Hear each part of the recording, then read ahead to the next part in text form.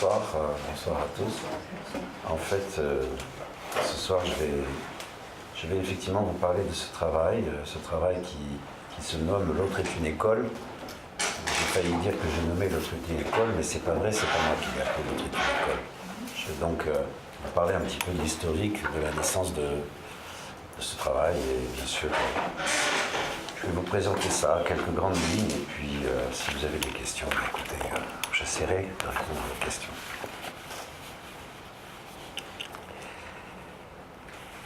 Tout est parti, mais vous comprendrez au fur et à mesure de ce que je vais vous présenter, en fait, d'une rencontre avec un évangile apocryphe qui est l'évangile de Thomas. L'évangile selon Thomas qui a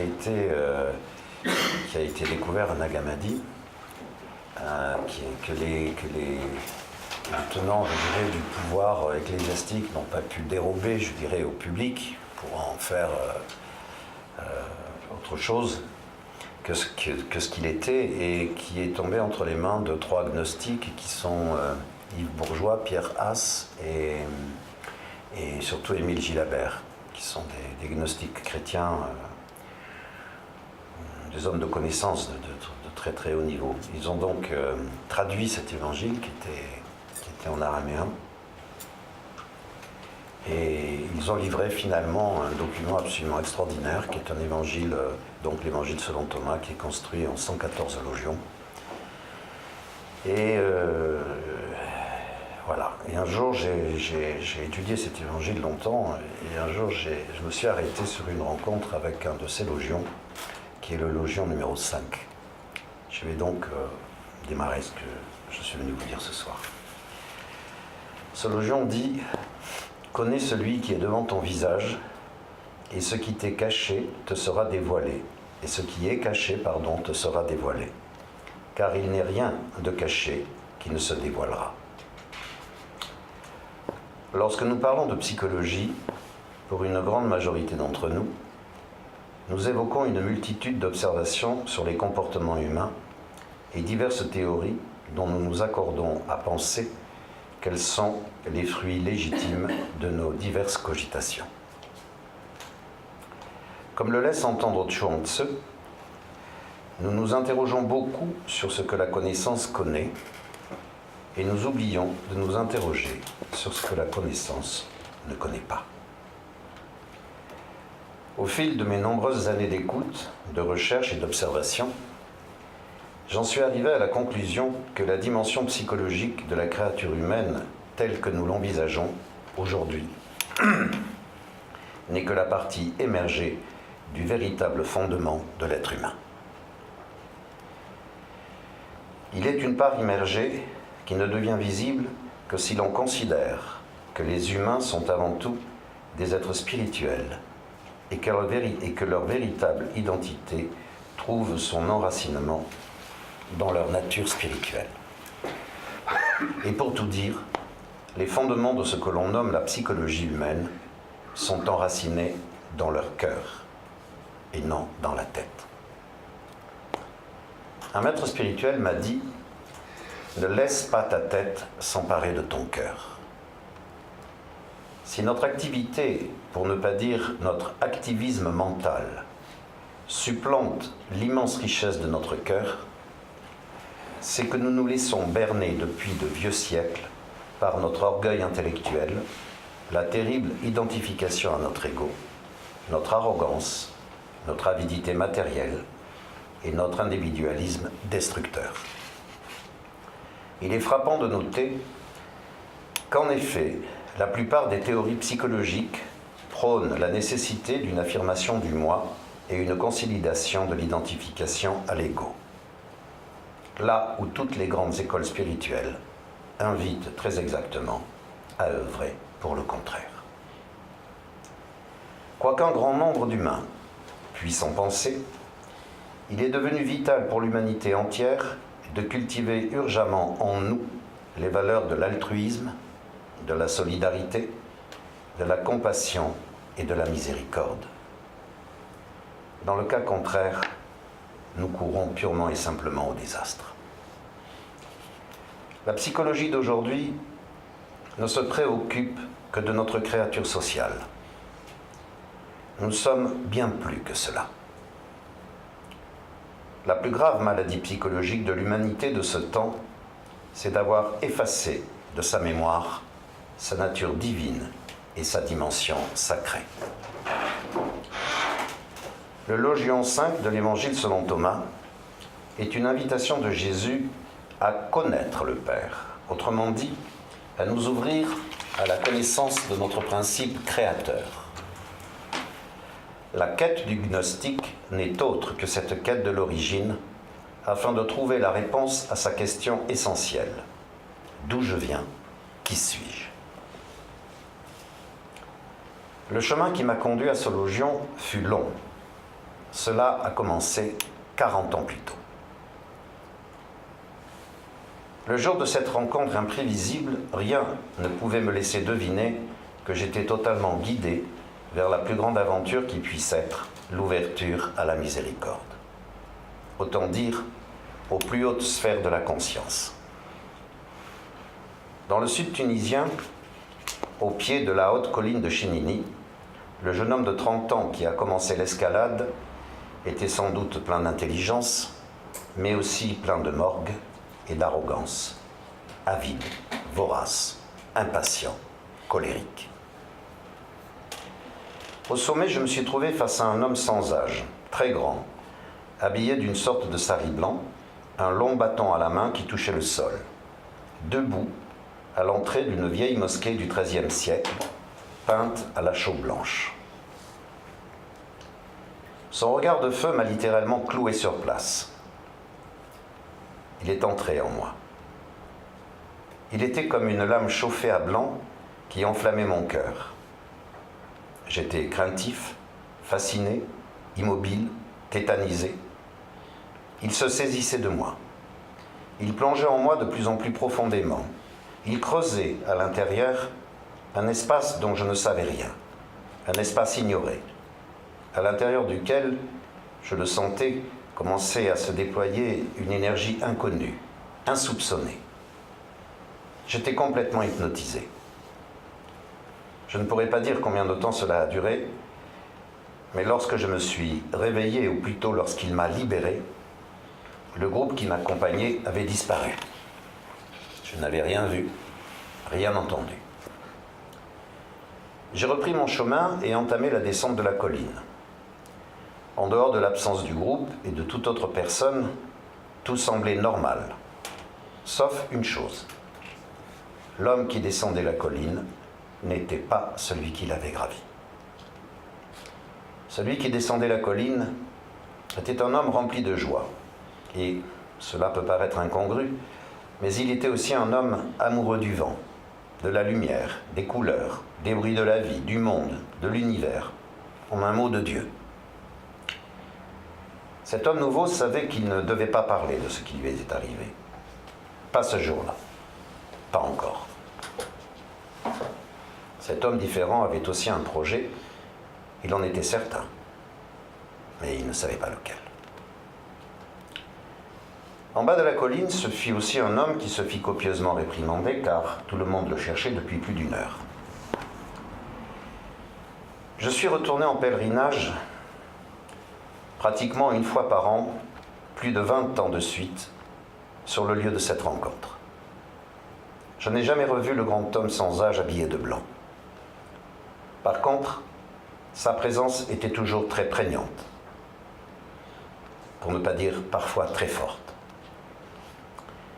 Une seule fois, lors de ma dernière visite, un jeune imam m'a dit qu'il était décédé 20 ans plus tôt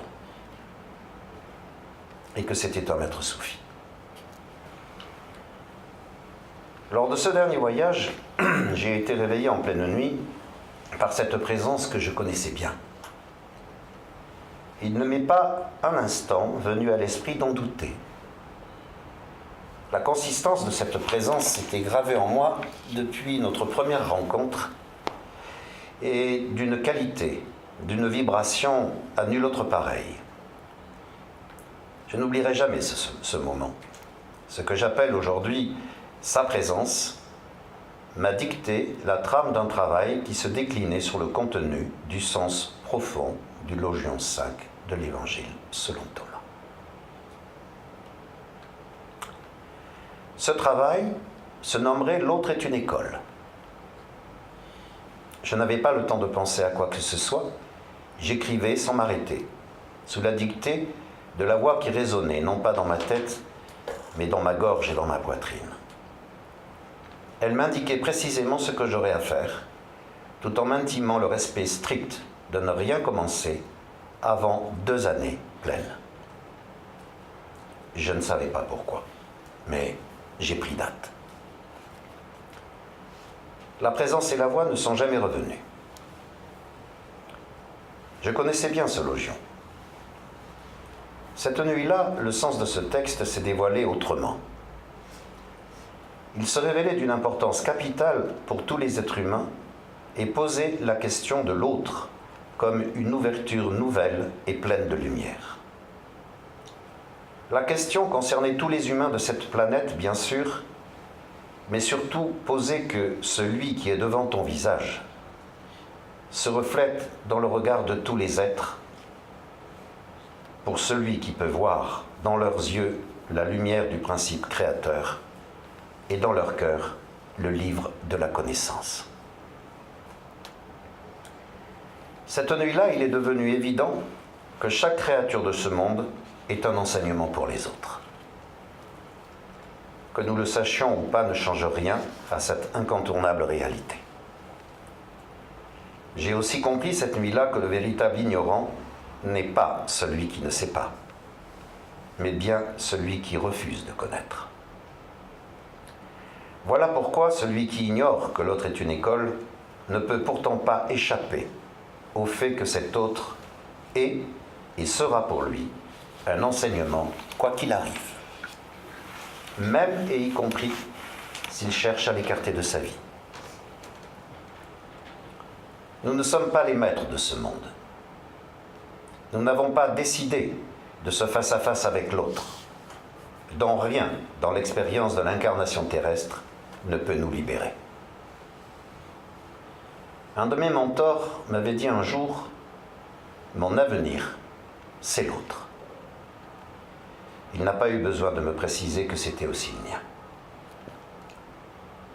De fait, chacun de nous est un tel enrichissement pour l'autre que l'accomplissement de notre réalisation spirituelle tout entière est directement tributaire de ce chemin de compagnonnage auquel sa présence nous invite. L'autre est une école est à la fois une proposition de rencontre et une expérience à vivre pour celles et ceux qui sont tentés par l'exploration des richesses insoupçonnées de ce que peuvent être les relations humaines, c'est-à-dire la révélation de notre fondement spirituel. 2 ans plus tard, un premier groupe de travail se constituait. 8 psychologues. Nous avons très vite compris que l'abord de l'autre implique, si nous souhaitons sincèrement une rencontre, un grand respect, une écoute attentive débarrassée de tout préjugé, de la patience et une acceptation inconditionnelle de ce que nous pourrions appeler les différences, les particularismes de l'autre. Autrement dit, nous avons très rapidement saisi qu'il nous fallait impérativement apprendre à conjuguer le verbe « accueillir » à tous les temps du grand livre grammatical des relations humaines. Le témoignage d'une expérience vécue par un être humain implique tous les autres êtres humains. Contrairement à ce que le rêve illusoire de l'individualité nous incite à croire, l'expérience de l'autre parle aussi de ce que je crois être mon histoire. Mais notre histoire, en réalité, est aussi l'histoire de l'autre.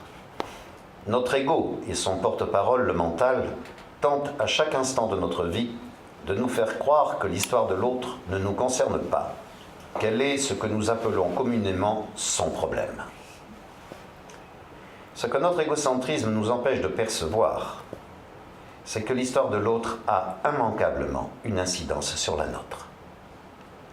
que nous le comprenions ou non, que nous le sachions ou pas. Si un autre souffre, c'est l'humanité entière qui souffre. Si l'autre est dans la joie, l'humanité entière reçoit une part de cette joie. Le premier travail qu'impose l'expérience de l'autre est une école est la nécessité de se pencher très sérieusement et très attentivement sur les mécanismes qui président aux manifestations et aux agissements dictés par notre ego, et la dépendance addictive à nos affects et aux agitations et productions imaginaires de notre mental.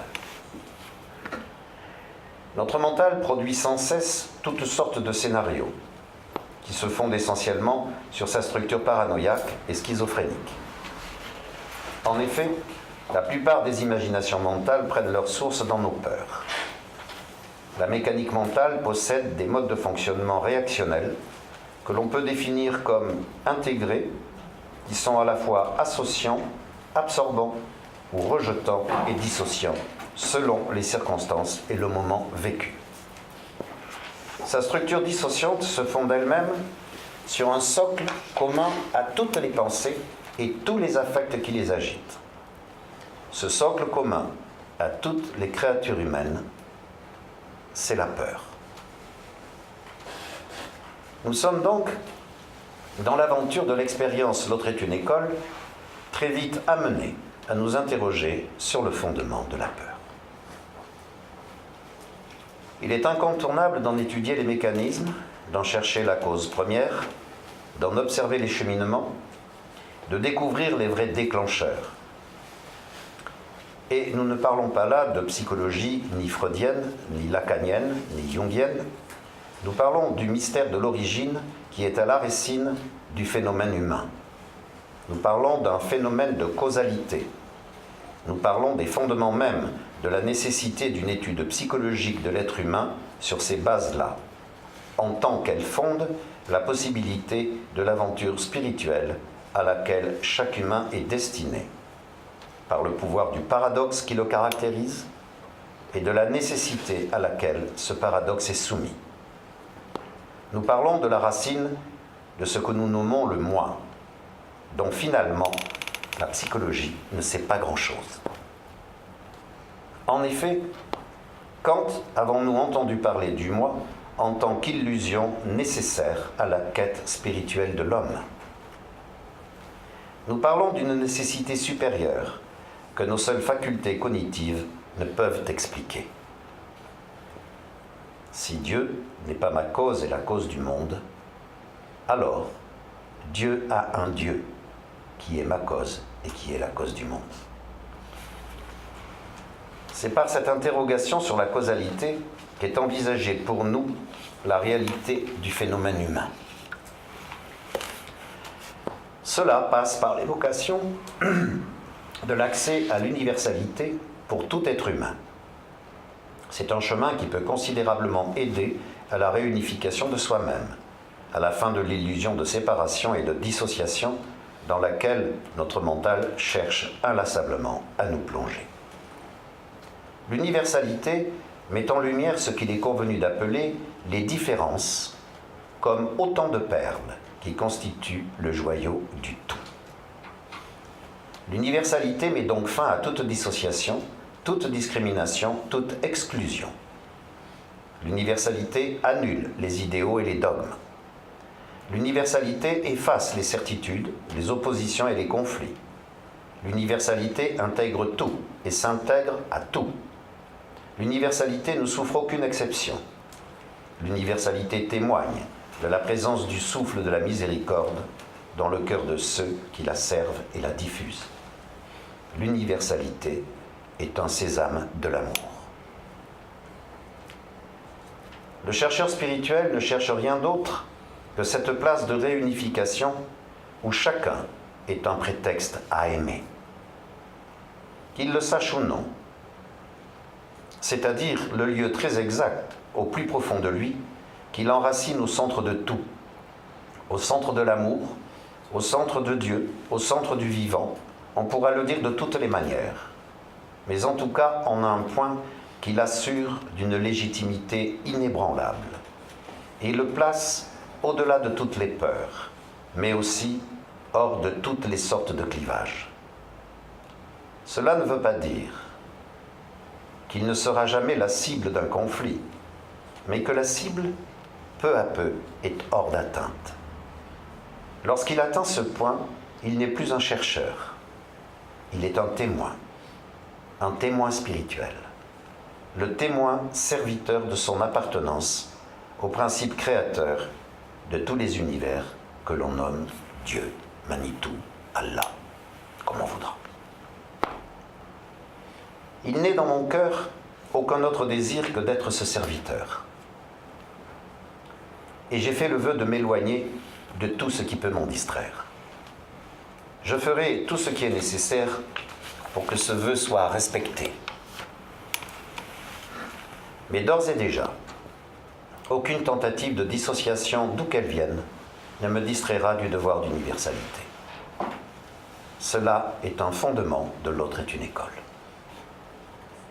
Ce fondement nous permet d'aborder la réalité psychologique de la créature humaine dans une perspective d'ouverture au champ de son être spirituel, mais aussi d'étudier à partir de l'autre les mécanismes de fonctionnement de notre mental, de notre corps émotionnel affecté et de notre ego. Regardons par exemple ce que sont les pensées. Je vous dis, les pensées sont matière. Bien sûr, cela n'est pas forcément si évident. Alors je vous raconte ceci. L'oiseau chante. Nous entendons l'oiseau chanter. La pensée de l'oiseau qui chante est portée par le chant de l'oiseau. La pensée est matière. Sans un support matériel, la pensée ne peut ni se constituer, ni s'élaborer, ni se véhiculer jusqu'à son point de résonance, le mental. Toutes les manifestations de la matière, toutes les observations sur la consistance, les mouvements et toutes les caractéristiques de la matière ont leur point de résonance dans notre mental. Alors, notre outil mental réalise une sorte de miracle incroyable. Il transforme toutes ces matières, leurs mouvements, leur consistance et toutes leurs caractéristiques en une autre matière, les pensées. Les pensées sont donc aussi une manifestation de la matière, mais pas de la conscience. Le secret de l'ouverture à la lumière de la conscience est logé dans notre cœur. Nous ne nous rendons pas du tout compte de la véritable emprise de notre mental. Cela en partie parce que nous ignorons complètement notre véritable réalité. Notre point d'ignorance le plus profond est notre profonde méconnaissance de l'amour. Sans doute parce qu'il n'a pas de définition et ne peut donc pas entrer dans le cadre d'un schéma mental. Nous nous en faisons bien sûr une idée sur la base de nos ressentis émotionnels. Mais cela nous éloigne encore davantage de l'amour, car, contrairement à ce que nous croyons, l'amour n'est pas un sentiment, et toutes nos simagrées émotionnelles nous égarent un peu plus de ce qu'est l'amour. La qualité de présence de l'amour est une expérience spirituelle sans égale, qui laisse dans notre cœur un goût, une saveur sacrée, divine, reconnaissable entre toutes pour celui ou celle qui a connu la grâce d'une telle rencontre. Nous parlons continuellement de nos personnalités, de nos différences, de nos particularismes, de nos inégalités, de nos talents, de nos faiblesses, bref, de nos égos, que nous considérons comme la base de ce qui nous définit dans ce monde, et les uns par rapport aux autres. Imaginez un parterre d'une centaine d'espèces de rosiers en fleurs. Pour la plupart, nous serons émerveillés par le spectacle de la nature vêtue de pétales multicolores qui s'offre à nos yeux et à notre cœur, sans que nous vienne l'idée de distinguer une rose en particulier au milieu de centaines et de centaines d'autres. Nous nous régalerons de l'ensemble qui forme un tableau coloré de centaines et de centaines de roses, indissociables les unes des autres. Il en est en réalité de même pour nos personnalités, particularismes et autres différences nous distinguant, paraît-il, les uns des autres. Nous ne le croyons pas, pourtant, notre ego est moins important qu'une seule de ces roses. Car contrairement à ce que nous pensons, il n'est pas représentatif de notre véritable nature et se révèle finalement bien incapable d'offrir à notre cœur la capacité d'émerveillement d'une rose. Le je et le moi n'ont jamais été notre vraie identité. Nous sommes l'émanation d'une force de création qui nous distingue des autres formes de vie par le seul fait d'être capable de reconnaître la force de création dont nous sommes issus. Si, bien sûr, nous arrêtons de croire que nous sommes notre ego. Cette force, nous la nommons Dieu, entre autres choses. Imaginez un instant que pour lui, pour Dieu, nous soyons un immense champ de centaines et de centaines de roses. Nous sommes sans cesse assaillis par la version mentale et dite psychologique du monde, de nous-mêmes et de notre vie dans ce monde. C'est une version qui dissocie en permanence notre quotidien en nous présentant une version morcelée de notre environnement physique, mais aussi émotionnel et intellectuel. Finalement, la version mentale nous vole nos vies. Nous perdons tout discernement et nous sommes pris dans l'affolement d'un éclatement hautement anxiogène. Nous devenons comme des balles de ping-pong, dispersées aux quatre coins de la réalité par les vents de la peur, de l'impatience, de l'avidité, un peu comme des enfants abandonnés sur une barque au creux d'une mer agitée, sans horizon, sans destination, sans port d'attache. La version mentale de notre vie n'a pas d'axe, pas de colonne vertébrale. C'est une version tout imaginaire qui nous propulse dans un univers sombre et absurde, sans amour, sans destination réelle.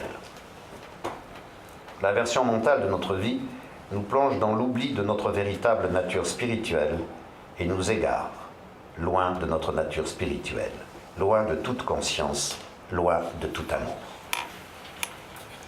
L'autre version, la version du cœur, ouvert, inspiré dans la prière ou la méditation, nous présente une version unifiée. Nous y découvrons que le cœur est un réceptacle du mystère de l'amour. Dans cette version active, tout est mutation permanente. Il y règne la paix et un ordre supérieur. Par la force de la méditation, de l'invocation ou de la prière, il se construit un axe qui prend racine dans le cœur de l'homme et se dresse vers la réalité lumineuse. Le lien d'appartenance fait le reste et le fleuve intarissable de la connaissance commence à se déverser. Je vais le formuler ainsi. Voilà où commence et finit la véritable aventure humaine. Seul l'initié à la dimension spirituelle humaine et à la force de vision d'un cœur éveillé, connaissant les qualités de discernement de son cœur, préparé à l'étude des fonctionnements mécaniques du mental et des émotions, capable d'en faire une lecture juste, c'est-à-dire possédant la faculté d'échapper au piège d'identification à son ego et à ses pensées mentales, seul un tel initié est en capacité de découvrir les fondements de l'identité humaine et de connaître son véritable sens. La psychologie se targue de comprendre les êtres humains. Soit. L'amour, lui, permet de les connaître. Enfin, je voudrais dire quelques mots sur deux grands fléaux psychologiques de l'humanité. La culpabilité et la peur. La culpabilité est un cancer viral psychologique qui s'enracine dans les couches les plus profondes de notre biologie et de notre corps émotionnel. Ce cancer viral, parce qu'il s'étend et il étend sa contamination partout, la culpabilité n'est pas un réel, ou ce que l'on pourrait appeler un fait scientifique avéré. Nous pouvons toutefois distinguer deux plans de culpabilité. Ce que l'on peut nommer la culpabilité légitime, qui est directement liée à la conscience morale d'un être humain et des actes objectivement répréhensibles ou non qu'il pose dans la communauté humaine à laquelle il appartient. En effet, s'il existait une loi qui pose qu'aucun être humain ne doit attenter à l'intégrité d'un autre être humain et que cette loi soit respectée par tous les humains, eh bien, la face du monde serait transfigurée.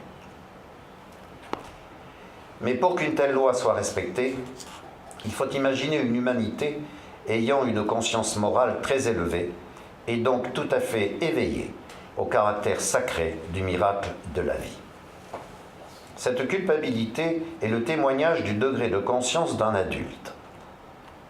Elle traduit une crainte louable qui relève d'une intégration psychologique responsable et consciente de la nécessité d'un respect protecteur à l'égard de la vie, d'autrui, et aussi d'une conscience aiguë des valeurs de la dignité, de l'altruisme, de la compassion et sans doute de la dimension spirituelle, non seulement de l'être humain, mais de l'univers tout entier.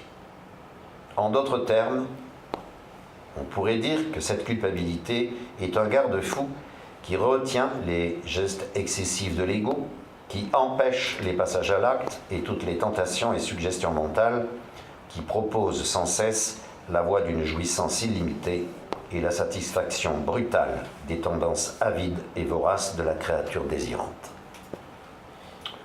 On peut parler d'une crainte responsable et adulte, crainte de nuire à la cohésion fondatrice de la survie de la collectivité humaine tout entière. La crainte est une sorte de peur de la conscience du réel. La peur psychologique, elle, est un symptôme de l'imagination mentale.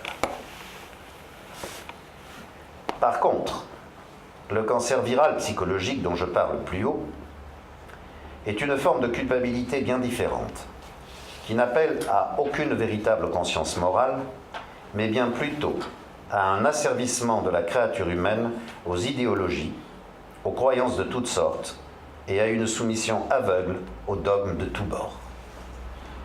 Cette forme de culpabilité est une source d'avilissement qui commence par une volonté systématique d'infantilisation de la personne humaine. Contrairement à ce qu'elle prétend, bien que se légitimant des dogmes et d'autres entre guillemets vérités, tout droit issu des constructions mentales les plus délirantes, le premier effet de l'inoculation de cette forme de culpabilité est que justement, elle ôte toute légitimité à l'être qu'elle contamine. Cette culpabilité, dont le paradigme le plus célèbre n'est autre que le mythe de la soi-disant faute originelle, est un fléau qui condamne les êtres humains à la torture d'une dévalorisation sans fin, au néant de l'illégitimité, à la privation de la foi, à l'esprit de vengeance, piètre consolation et piètre tentative de réhabilitation, aux manipulations et automanipulations de la triade sauveur, victime, bourreau, à la dégénérescence identitaire, aux limites supportables de la frustration, à la colère et à la haine, à la prison du jugement, au délire de toute puissance, à toutes sortes de perversions et parfois même à la psychopathie. Mais surtout, cette forme de culpabilité que certains grands pervers ont voulu indélébile, motivée par l'ivresse du pouvoir de leur ego, cette culpabilité donc est la source qui alimente jour et nuit le fleuve de la peur dans le cœur de tous les êtres humains.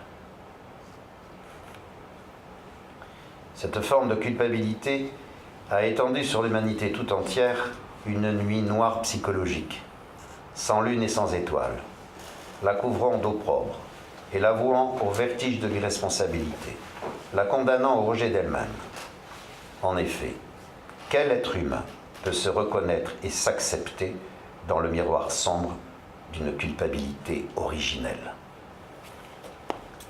Finalement, non content de lui avoir ôté sa légitimité, Le cancer psychologique de la culpabilité lui vole sa dignité. Et c'est donc sous le joug de la honte et de l'indignité que cette pauvre humanité abusée est condamnée à ramper sous le regard amusé de l'ego, à la grande satisfaction du mental, le cœur parfois écorché par quelques dictateurs pervers dont la plupart du temps nous ne voyons pas qu'ils sont la manifestation la plus emblématique du pouvoir désintégrant de cette culpabilité meurtrière.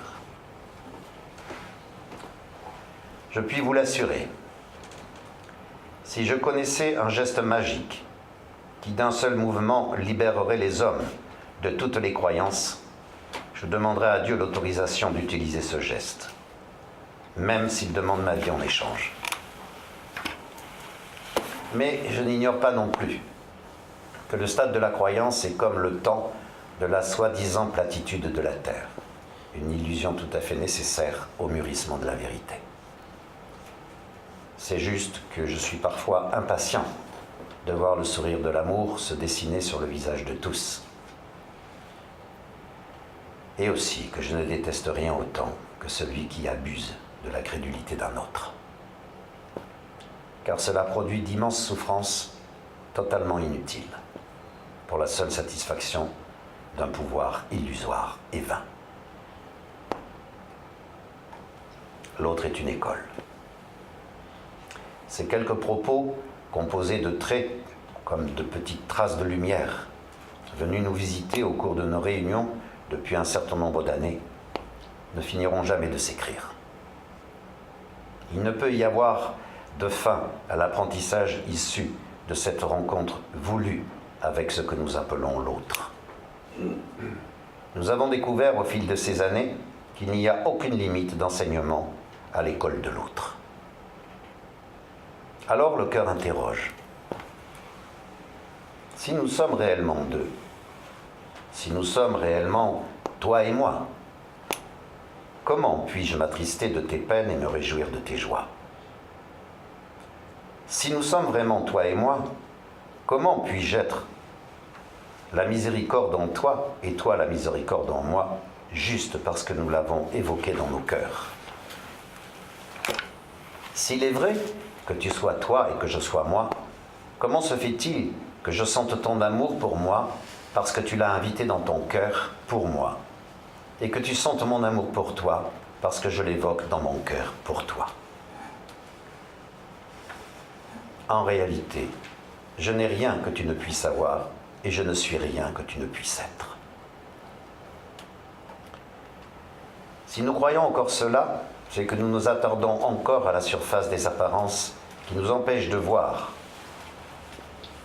que nous voyons l'autre bleu parce que nous croyons que le rouge est différent et qu'il est différent du jaune, continuant ainsi d'ignorer que ce que nous nommons les couleurs sont la couleur. Ce que nous croyons être les singularités ont toujours émané d'une seule et même chose. Il nous appartient de le découvrir.